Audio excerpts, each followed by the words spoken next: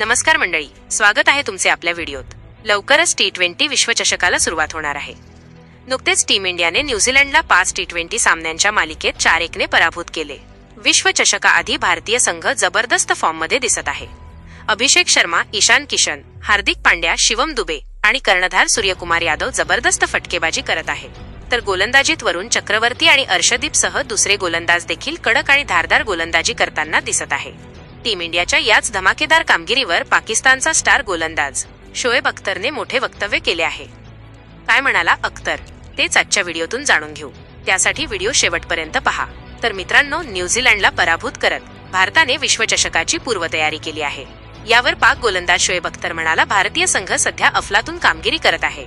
विरोधी संघासमोर भारताला कसं पराभूत करायचं हा प्रश्न पडत आहे, कारण भारतीय संघ प्रथम फलंदाजी करताना गोलंदाजांची धुलाई करत आहे।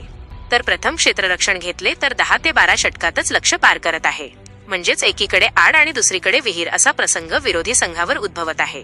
त्यामुळे मला वाटते की सध्याच्या घडीला या संघाला रोखणे खूपच मुश्किल वाटते आहे। आणखी महत्त्वाचे म्हणजे हा T20 विश्वकप भारतात होत आहे। यामुळे मला वाटते भारतीय संघ या विश्वचषकाचा प्रबळ दावेदार आहे। मित्रांनो, तुम्हाला काय वाटते? तुमचे मत कमेंट बॉक्समध्ये जरूर लिहा।